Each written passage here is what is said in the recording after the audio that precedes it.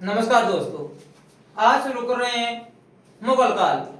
और मुगल काल का संस्थापक भारत में पूछा जाए तब आता है बाबर। दोस्तों, कौन आता है? बाबर। और बाबर का जन्म हुआ था 14 फरवरी 1483।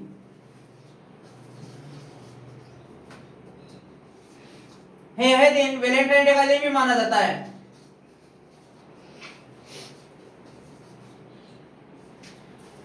कौन सा? वैलेंटाइन डे का दिन। इसका पिता का नाम था मिर्जा उमर शेख।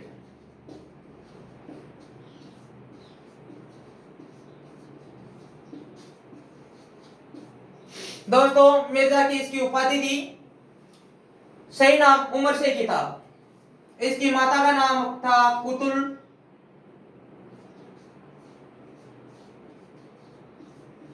निगार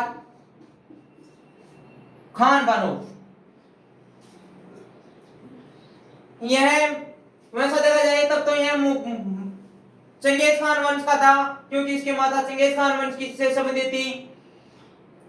इसकी बचपन में ही जिज्ञासा थी ओनली लड़ाई झगड़ा में, अर्थात हर युद्ध कला में निपुण था।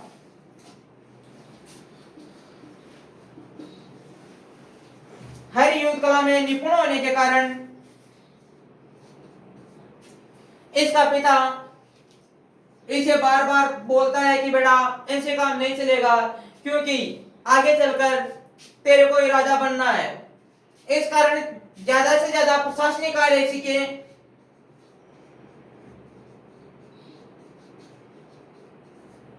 जिससे फायदा हो। हाँ, मेरे को पता है कि लड़ाई झगड़ा करना जरूरी है, क्योंकि लड़ाई झगड़ा से फायदा होगा, वरना तो साम्राज्य का विस्तार नहीं होगा। लेकिन ज्यादा मुद्दा है प्रशासनिक कार्य सीखने का, जिसके कारण बाबर बोलता है कि पिताश्री, आपका यह फरगना क्षेत्र, कौन सा फरगना क्षेत्र, मेरी पैरों की जूतियों से भी कम है। इस कारण यह बोलता है कि पिताश्री, मेरी इच्छा है उत्तर पूर्व में भारत। कौन सा देश? भारत। मैं उसी पर आक्रमण करूंगा और वहीं पर साम्राज्य स्थापित करूंगा। अब देखो दोस्तों, इसकी उम्र थी मात्र 7 वर्ष की, तभी बोल रहा है कि मेरी इच्छा भारत की है। तो अब ऐसा बंदा आगे चलकर क्या करेगा, अब देखना। इससे पहले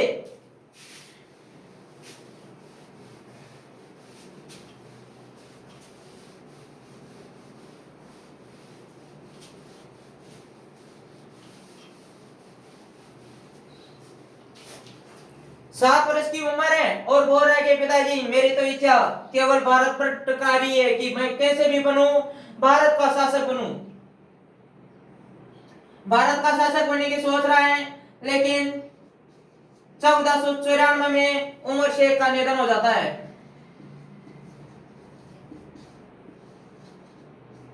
उमर शेख का निधन हो गया 1494 में। निधन होने के पश्चात शासक बनता है बाबर।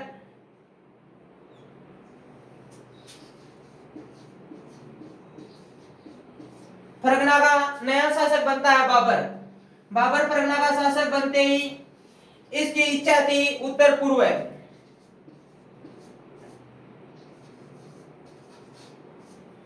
दोस्तों, इच्छा थी उत्तर पूर्व, लेकिन देखो 7 वर्ष का था, यह 11 वर्ष का शासक, 11 वर्ष का होने पर शासक बनता है, लेकिन पूर्व की जगह इसका पश्चिम में इच्छा हो जाती है, क्योंकि पूर्व नाम भूल गया था और पश्चिम में चला गया। किधर चला गया? पश्चिम में। और पश्चिम में बड़ी बड़ी रियासतें थी, उज्बेकिस्तान,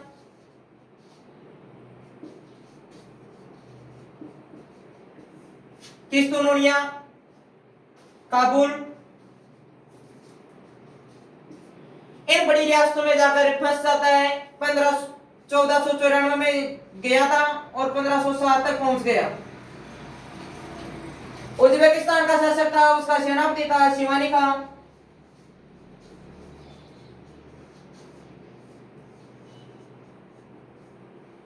सेनापति है शिवानी का, और ये बार बार परेशान हो रहा था इस बाबर से।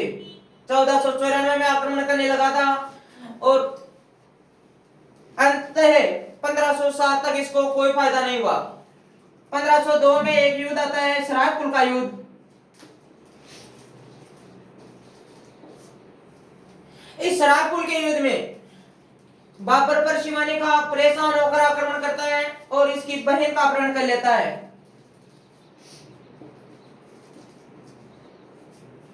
बहन का अपहरण कर लिया। अपहरण करने के पश्चात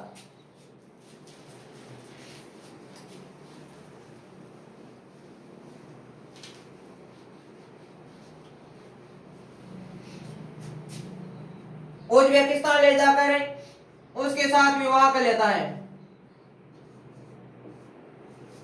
उज्बेकिस्तान ले जाकर उसके साथ विवाह करता है। विवाह करने के पश्चात कुछ ही दिनों के पश्चात उज्बेकिस्तान का शासक था, उसके साथ लड़ाई हो जाती है शिवानी खां की।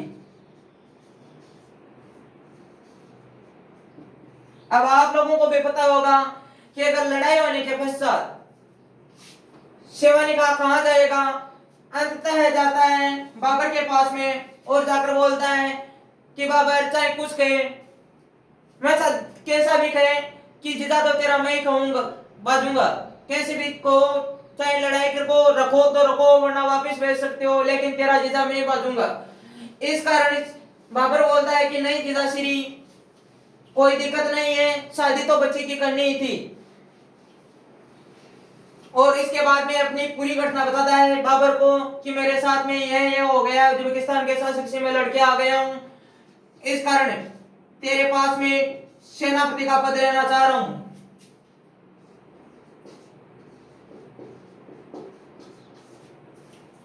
शिवानी खां को सेनापति का पद दे देता है बाबर। बाबर शिवानी को पद देने के पश्चात एक नीति अपनाता है, तुगलमा युद्ध पद्धति। तुगलमा युद्ध पद्धति का अर्थ है कि सेना को टुकड़ों में विभाजित कर देना।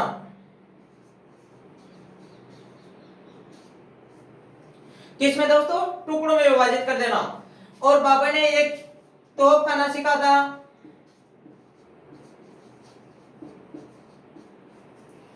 तोपखाना सीखा था ईरानियों से।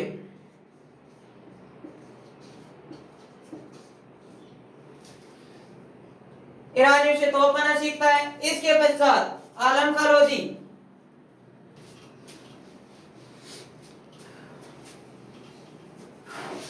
कौन? आलम खां लोधी और दौलत खां लोधी, ये दोनों बाबर को न्यौता देते हैं कि बाबर भारत पर आक्रमण कर और आधा भारत तुम चाहे जितने दिन जी भर के लूटो और जाते वक्त हम दोनों को भारत का शासक नियुक्त कर दो। ये बोलते हैं फिर हम दोनों आपसी में आधा आधा भारत ले लेंगे। तब बाबर ने कहा था इसको कि आक्रमण तो कर दूंगा, लेकिन कहां पर आक्रमण करना है? तब इन्होंने बताया था कि दिल्ली मुख्य के अंदर है और आगरा उप के अंदर है।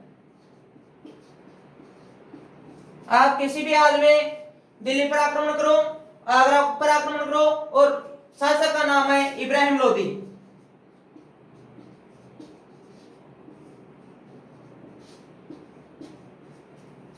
तब बाबर ने फिर एक चीज पूछी कि इब्राहिम लोदी के पास में कितने सैनिक हैं? तब इन्होंने बताया कि ज्यादा नहीं है, नाम मात्र के हैं, 5 लाख सैनिक हैं।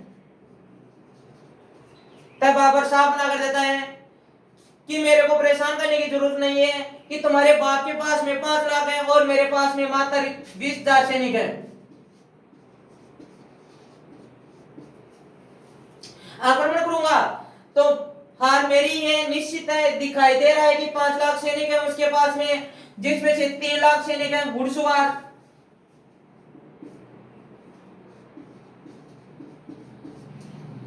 और 2 लाख हैं पैदल सैनिक। कौन से दोस्तों? पैदल सैनिक। 20,000 सैनिकों से मिलेगा 5 लाख सैनिक। हार किसकी होगी? अब देख लो, हार किसकी होगी? बाबर की होगी। लेकिन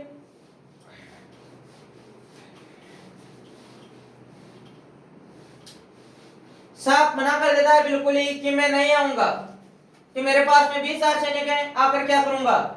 तब यही आलम खां लोधी बाबर को बोलते हैं कि तेरी सहायता करने वाला मेवाड़ का शासक, नाम है उसका सांगा या संग्राम सिंह, अगर वह तेरी सहायता करता है तो तेरे को भारत विजय करने में कोई नहीं रोकने वाला है।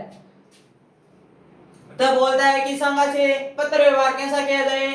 तब बताया जाता है कि सांगा का एक शिलायती तंवर नाम का व्यक्ति था,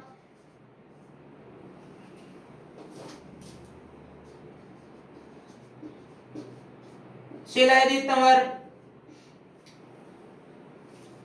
पत्र व्यवहार करवाता है और बोलता है, शिलायती तंवर द्वारा पत्र व्यवहार करवाया गया और बोलता है कि आधा भारत तेरा है, आधा भारत मेरा है, मैं भारत पर आक्रमण करने आ रहा हूं, किसी भी हाल में मेरी सहायता करनी है। तब सांगा नशे में था और हाँ भर लेता है कि हाँ तेरी सहायता मैं करूंगा, आप आ जाना और आक्रमण कर देना। इधर बाबर यह सुन के तैयारी में जुट जाता है और सेना लाकर पड़ाव डाल देता है। सांगा सुबह अपने दरबार में जाता है, सांगा सुबह दरबार में जाता है और दरबारियों से बोलता है कि मैंने कल एक फैसला लिया था कि एक बाबर नाम का व्यक्ति है अफगानिस्तान का या फरगना का शासक, वह भारत पर आक्रमण करेगा अर्थात इब्राहिम लोदी को परास्त करेगा और हम उसकी सहायता करेंगे। तब इन्हीं दरबारियों ने साफ मना कर दिया कि सांगा पागल है क्या,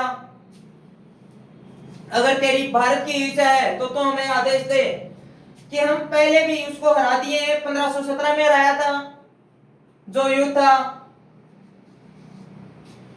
खातौली का युद्ध और दूसरा युद्ध था बांडी का युद्ध। इन दोनों युद्धों में हमने हराया है इस इब्राहिम लोदी को। अब दिक्कत क्या है, तू तो आदेश दे, हम सुबह ही भारत जीत के आपको दे सकते हैं। तब कहता है कि हमने तो स्वीकार कर लिया है कि तुम्हारी सहायता करेंगे, क्या करें। तब सांगा सोचता है कि छोड़ो, हम सहायता नहीं करेंगे। दरबारियों ने साफ मना कर दिया कि नहीं, किसी भी हाल में हम उस मुगल की सहायता नहीं करेंगे।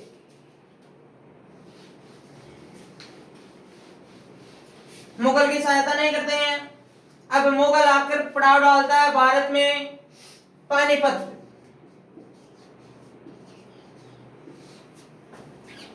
पानीपत का मैदान हरियाणा में है।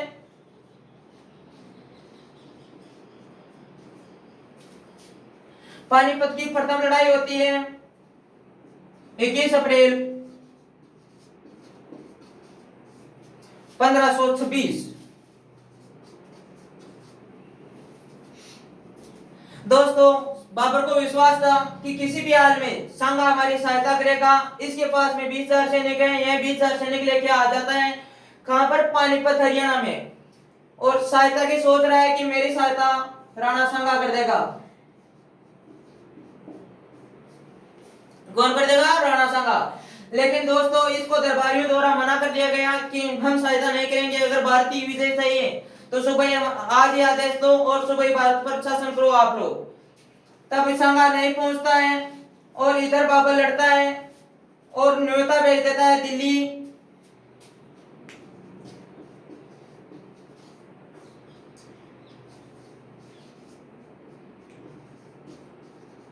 इब्राहिम लोदी को न्योता भेज देता है कि 21 अप्रैल 1526 को हरियाणा में पानीपत नामक स्थान पर हम युद्ध लड़ेंगे और आप सेना लेकर आ जाना। तब इब्राहिम लोदी भी सेना लेकर 5 लाख की सेना लेकर पानीपत हरियाणा में पहुंच जाता है। इधर बाबर की मात्र 20,000 सैनिक थे। इनमें तोप खाने का व्यक्ति थे, एक का नाम था उस्ताद अली और दूसरे का नाम था मुस्तफा अली। ये दोनों बाबर के तोपची हैं। बाबर खाइए खुदवाता है, तोपों को तान देता है और इनको बोलते हैं कि बेटे तोपें चलाओ, कैसा भी हो इसका अफगान का नुकसान होना जरूरी है। और यह 5 लाख सेना वहां पराजित होती है मात्र 20,000 सैनिकों के सामने। और यह इब्राहिम लोदी इसी युद्ध में मारा जाता है।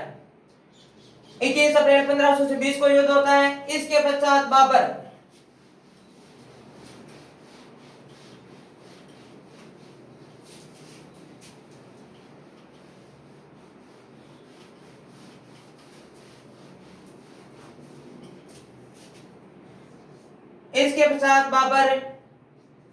आगरा में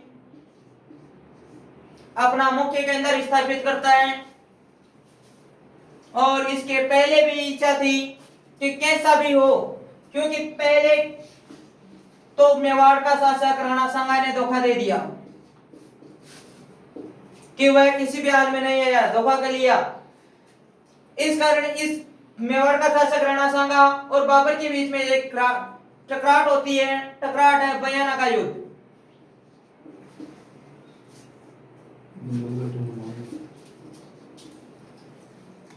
दोस्तों बयाना का युद्ध हम अगले पार्ट में देखेंगे। इस कारण धन्यवाद दोस्तों।